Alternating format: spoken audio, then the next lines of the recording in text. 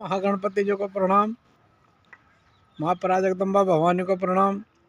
आइए हर रोज़ की बातें आज भी सत्संग कर लेते हैं।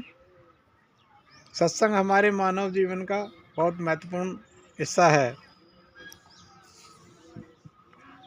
सत्संग का बहुत बड़ा महत्व बताया है। सत्संग के लिए कहा है, एक घड़ी आधी घड़ी और आदि में पुन आद, तुलसी कोई साध ले कटे करोड़ अपराध। ये जो सूक्ष्म ज्ञान है, ये सूक्ष्म ज्ञान के बारे में हमें कौन बताता है?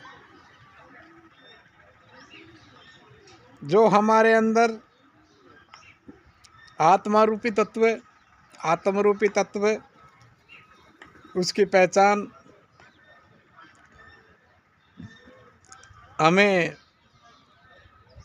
दैहिक रूप से, दैविक रूप से और भौतिक रूप से, तीनों ही तरह के गुरु हमें ये ज्ञान मार्ग प्रस्तुत करते हैं। गुरु कौन है?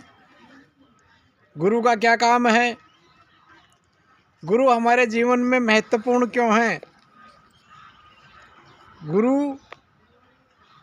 हमारे जीवन का वो पार्ट है जो हमें जीने और मरने की कला सिखाता है,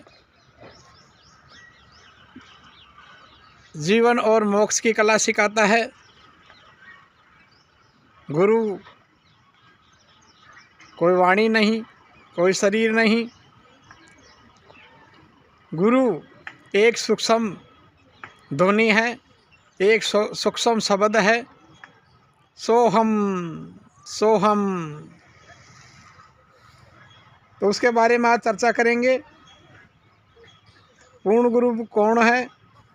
जो सत्य का उपदेश करे, अर्थात तीनों अवस्थाओं में, तीनों कालों में जो आत्मा है उसका साक्षात्कार करावे।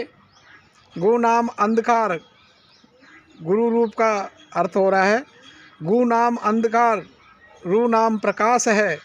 अतः जो अज्ञान रूपी अंधेरा दूर कर ज्ञान का प्रकाश का दीपक जलावे, ब्रह्मनिष्ठी और ब्रह्म श्रोता दोनों से युक्त हो, अर्थात जिसकी ब्रह्मा में पूर्ण निष्ठा हो और शास्त्रों के ज्ञान को भली भांति प्रकार जानता हो, उसे पूर्ण सतगुरु कहते हैं।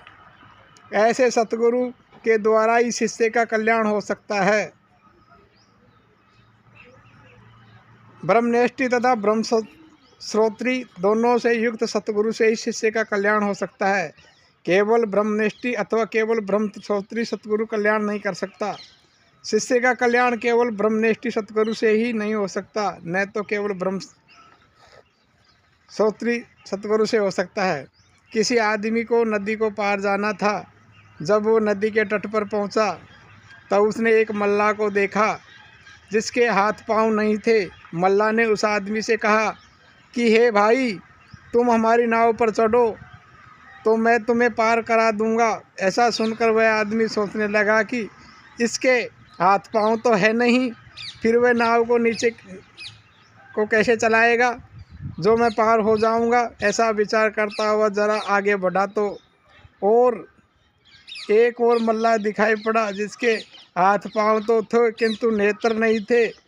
इस मल्लाह ने भी उससे पहले की तरह नाव पर चढ़ने को कहा, किंतु वह सोचने लगा कि इस मुल्ला के तो आँख तो नहीं, अंतु इसको कैसे पता लगेगा कि नदी का भंवर, चक्कर और महासागर इत्यादि कहाँ पर है।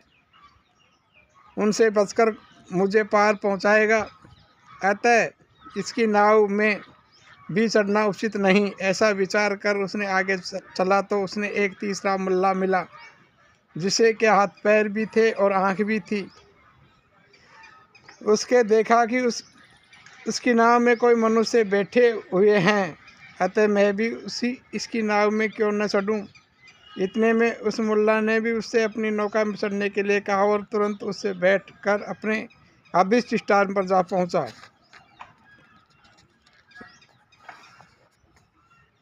वैसे ही मुमुक्ष जन जो ज्ञान के जिज्ञासु हैं, जो ही संसार रूपी नदी को पार कर लेते हैं ज्ञान रूपी जहाज में बैठ के।